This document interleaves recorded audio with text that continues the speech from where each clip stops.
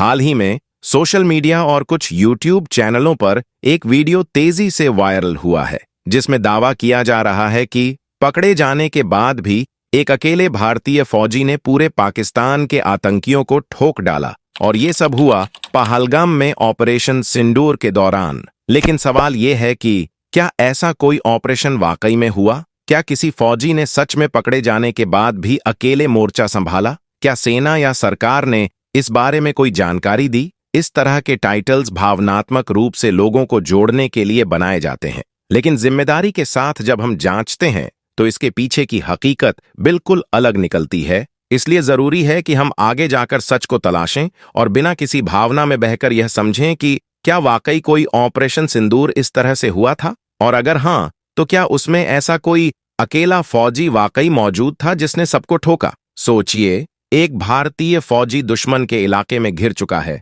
चारों तरफ से घातक हथियारों से लैस आतंकी, मगर फिर भी उसने हार नहीं मानी, बल्कि अकेले ही सबको ठोक डाला। नामकरण सिंदूर। प्रधानमंत्री नरेंद्र मोदी ने इस अभियान का नाम सिंदूर रखा, जो हिंदू महिलाओं के माथे पर लगाया जाने वाला प्रतीक है। यह नाम उन महिलाओं के सम्मान में रखा गया जिन्होंने पहलगाम हमले में अपने पति या परिवार के सदस्यों को खोया था। ऑपरेशन सिंदूर भारतीय सशस्त्र बलों द्वारा 7 मई 2025 को शुरू किया गया एक सटीक और सीमित सैन्य अभियान था, जिसे 22 अप्रैल 2025 को जम्मू कश्मीर के पहलगाम में हुए आतंकवादी हमले के प्रतिशोध में अंजाम दिया गया था। हमला पहलगाम 22 अप्रैल 2025 बाईसारण घाटी, जो पहलगाम के पास एक लोकप्रिय पर्यटन स्थल है, में 5 आतंकवादियों ने हमला किया, जिसमें 26 निर्दोष पर्यटक मारे गए। हमलावरों ने सैन्य वर्दी पहन रखी थी और M4 कार्बाइन और AK-47 जैसे हथियारों से लैस थे।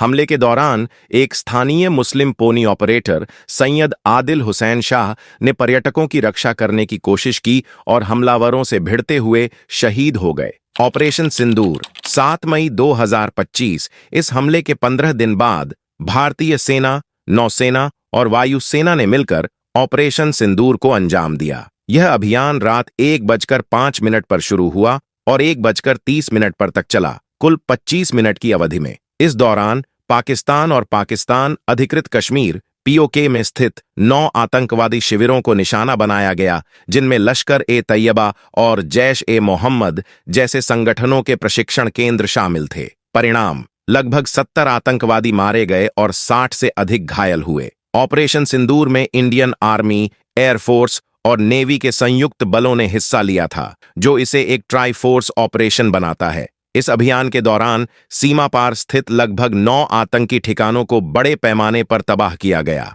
रणनीति और सावधानी: भारत ने इस अभियान को मापा हुआ, गैर उत्तेजक और जिम्मेदार करार दिया, जिसमें पाकिस्तानी सैन्य ठिकानों या नागरिक क्षेत्रों को निशाना नहीं बनाया गया। इसका उद्देश्य केवल आतंकवादी बुनियादी ढांचे को नष्ट करना था। तकनीकी सहायता: इस अभियान में भारत के स्वदेशी विकसित आकाश मिसाइल और आत्मघाती ड्रोन का उपयोग किया गया, जिसे इसरो के उपग्रहों द्वारा प्रदान की गई वास्तविक समय की खुफिया जानकारी से सहायता मिली। वीडियो और दृश्य: भारतीय सेना ने इस अभियान का एक वीडियो भी जारी किया, जिसमें ड्रोन हमलों और सटीक हवाई हमलों के दृश्य शामिल हैं। सिंदूर से जुड़ी कई अफवाहें और एग्जैजरेटेड क्लेम्स सोशल मीडिया और कुछ अनजाने स्रोतों पर फैल रही हैं, जिनमें सबसे ज्यादा चर्चित दावा है कि एक अकेले फौजी ने पूरी टीम को मार गिराया। इस दावे की सत्यता पर गहराई से नजर डालने पर कई तथ्य सामने आते हैं जो इसे खारिज करते हैं।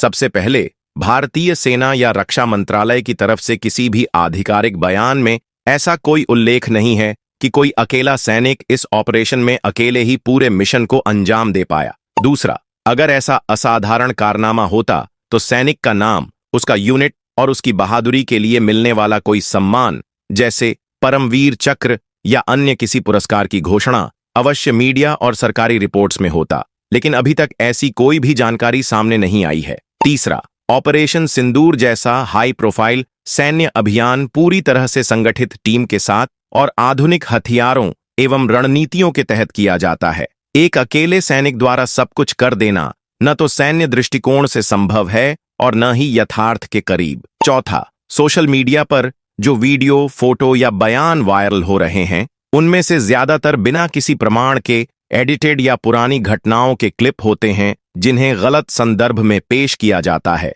पांचवा, भारतीय सेना की पारदर्शिता और मीडिया कवरेज को देखते हुए यदि कोई असामान्य घटना घटती तो उसके बारे में तुरंत आधिकारिक जानकारी उपलब्ध हो जाती, लेकिन ऐसा कुछ नहीं हुआ जो इस दावे की सच्चाई पर सवाल खड़े करता है। अतः यह स्पष्ट है कि एक अकेले फौजी ने सबको मार दिया जैसा दावा पूरी तरह से बिना आधार का और भ्रामक है। इसे किसी भी विश्वसनीय स्रोत से समर्थन नहीं मिला है और इसे फर्जी खबर या क्लिकबेट के रूप में ही देखना चाहिए। क्यों फैलाई जाती हैं ऐसी कहानियां? सोशल मीडिया के जमाने में भावनाओं का इस्तेमाल किसी भी खबर या कहानी को तेजी से वायरल करने का सबसे असरदार तरीका बन गया है। खासकर जब बात पेट्रियोटिज्म यानी देशभक्ति की हो तो लोग बेहद संवेदनशील हो जाते हैं। ऐसे में कुछ लोग या ग्रुप जानबूझकर ऐसे हीरोइक बट फेक किस्से बनाते और फैलाते हैं जिनमें एक अकेले फौजी की बहादुरी दिखाकर जनता के दिलों को छू लिया जाता है।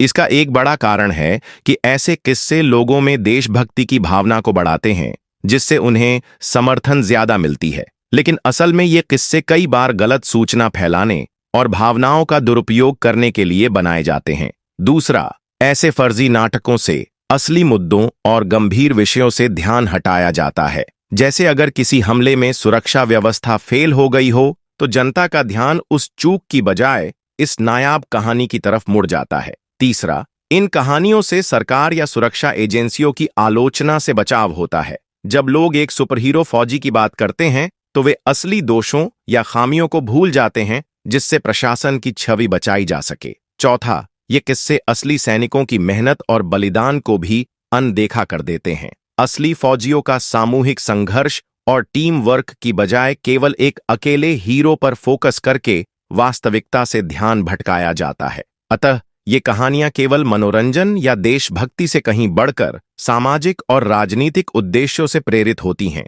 इन्हें समझदारी से परखना जरूरी है ताकि हम भावनाओं के चक्रव्यूह में फंसकर असली तथ्यों को न खो दें। आइए अब आपको ऑपरेशन सिंदूर से जुड़ी कुछ सच्चाई बताते हैं। हम बात करने जा रहे हैं ऑपरेशन सिंदूर को अंजाम देने वाली सोफिया कुरैशी और व्योमिका सिंह की। कर्नल सोफिया कुरैशी, ऑपरेशन सिंदूर की जमीन पर रणनीतिक नेतृत्वकर्ता। ऑपरेशन सिंदूर में कर्नल सोफिया कुरैशी ने वो जिम्मेदारी उठाई जिसे भारतीय सेना के इतिहास में अब तक बहुत कम महिला अधिकारियों ने निभाया है। उन्होंने न सिर्फ ग्राउंड कमांड संभाली बल्कि इस पूरी सर्जिकल स्ट्राइक को लॉजिस्टिक, इंटेलिजेंस और टैक्टिकल लेवल पर एक साथ समन्वित किया। उनकी योजना के अनुसार ऑपरेशन 3 चरणों में बटा गया। पहला, इंटेल इकट्ठा करना और दुश्मन की लोकेशन की पुष्टि करना। इसके लिए उन्होंने अपनी टीम को हाईटेक सर्विलांस उपकरणों और स्थानीय संपर्कों के माध्यम से काम पर लगाया।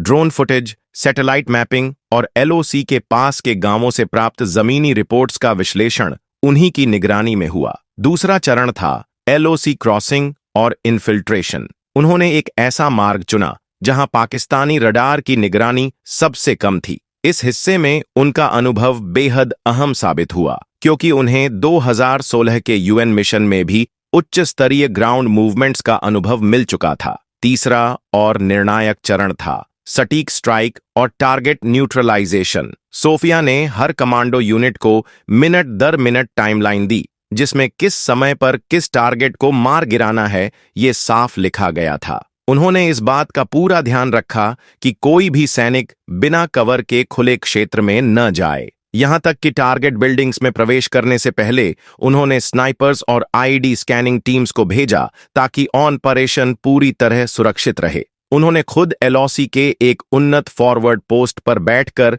सभी यूनिट्स से रियल टाइम रेडियो कम्युनिकेशन में मिशन को मॉनिटर किया। ऑपरेशन की संवेदनशीलता को देखते हुए उन्होंने लगातार एलओसी पर मौसम, रात्रि का तापमान और दुश्मन की हरकतों पर निगरानी बनाए रखी। उनकी निर्णय क्षमता, तेज सोच और टीम के प्रति संवेदनशीलता ने यह सुनिश्चित किया कि ऑपरेशन सिंदूर बिना किसी भारतीय सैनिक की जान गंवाए पूरा हो। इसके अलावा इस ऑपरेशन के बाद उन्होंने सुनिश्चित किया कि मीडिया में जानकारी सीमित रहे ताकि पाकिस्तान की तरफ से कोई बदले की कार्रवाई या प्रोपेगंडा न हो सके। विंग कमांडर व्योमिका सिंह ने ऑपरेशन सिंदूर में भारतीय वायुसेना की ओर से एयर मिशन कोऑर्डिनेशन हेड के रूप में नेतृत्व किया। यह ऑपरेशन 7 मई 2025 को तड़के 1:05 पर शुरू हुआ था और इसमें भारतीय थल सेना, वायुसेना और नौसेना की त्रिसेनाएं शामिल थीं। व्योमिका सिंह ने इस पूरे अभियान की एयर स्ट्राइक प्लानिंग को अंतिम रूप दिया, जिसमें पाकिस्तान अधिकृत कश्मीर और पाकिस्तान सीमा के भीतर मौजूद 9 आतंकी ठिकानों को सटीक निशाना बनाना था। उनकी देखरेख में एयर फोर्स ने IAF के Su-30 MKI fighter jets, precision guided munition और स्वदेशी आत्मघाती ड्रोन का इस्तेमाल किया। इस ऑपरेशन के लिए सभी एयरबेस से विमानों की उड़ान, टारगेट लॉकिंग और GPS आधारित नेविगेशन को उन्होंने लाइव सुपरवाइज किया। इसरो द्वारा प्रदान किए गए रियल टाइम सैटेलाइट इंटेलिजेंस के आधार पर व्योमिका और उनकी टीम ने एयर स्ट्राइक का ऐसा समय और रास्ता चुना जिससे कि किसी नागरिक क्षेत्र को क्षति न पहुंचे और मिशन पूर्णतः मापा हुआ और गैर उत्तेजक बना रहे। उन्होंने मिशन से पहले जवानों को ब्रीफ किया, ऑपरेशनल मैट्रिक्स तय किए और अभियान की प्रत्येक सेकंड की गतिविधि पर नजर रखी। जब ड्रोन ने पहले लक्ष्य को हिट किया और सटीक बमबारी के वीडियो कंट्रोल रूम में पहुंचे, तब उन्होंने तुरंत अगली वेव की अनुमति दी। 25 मिनट के भीतर मिशन कंप्लीट हुआ और लगभग 70 आतंकवादी मारे गए, 60 से अधिक घायल हुए। इस ऑपरेशन की सफलता का बड़ा श्रेय व्योमिका सिंह की रणनीतिक सूझबूझ, शांत चित्त निर्णय क्षमता और तेज रियल टाइम रिस्पॉन्स को जाता है। उन्होंने न केवल महिला नेतृत्व की मिसाल पेश की, बल्कि यह भी सिद्ध किया कि तकनीक, साहस और अनुशासन के साथ भारत किसी भी आतंकवादी चुनौती का सामना कर सकता है। वायुसेना में करियर। व्योमिका ने 18 दिसंबर 2004 को भारतीय वायुसेना की फ्लाइंग ब्रांच में कमीशन प्राप्त किया। व्योमिका सिंह भारतीय वायुसेना की विंग कमांडर ने चेताक और चीता हेलीकॉप्टरों में 2500 से अधिक उड़ान घंटे पूरे किए हैं। उन्होंने जम्मू कश्मीर और पूर्वोत्तर भारत में कई बचाव और टोही मिशनों का नेतृत्व किया। 2020 में अरुणाचल में बचाव अभियान और 2021 में मणिरंग पर्वत पर त्रिसेवा महिला पर्वतारोहण में हिस्सा लिया। 2019 में उन्हें स्थायी कमीशन मिला और वे विंग कमांडर बनी। ऑपरेशन सिंदूर 2025 में उन्होंने मीडिया ब्रीफिंग के जरिए नेतृत्व किया, जिसमें आतंकी ठिकानों को सफलतापूर्वक निशाना बनाया गया। अगर सच की बात करें तो सच हमेशा खुलकर बताया जाता है, जैसे व्योमिका सिंह के परिवार ने बताया। आइए उसके बारे में भी जानते हैं। व्योमिका सिंह के ससुराल वालों ने हाल ही में मीडिया के सामने एक चौंकाने वाला खुलासा किया, जो उनके परिवार और करियर की गहरी परतों को उजागर करता है। हरियाणा के बापोड़ा गांव से ताल्लुक रखने वाले उनके ससुराल वाले भारतीय सेना के पुराने सैनिक हैं और इस गांव को सेना की परंपरा के लिए जाना जाता है। उनके ससुराल वालों ने बताया कि व्योमिका का परिवार भारतीय सशस्त्र बलों में सेवा देने वाली पहली पीढ़ी है और इस परंपरा को गर्व के साथ आगे बढ़ा रहे हैं।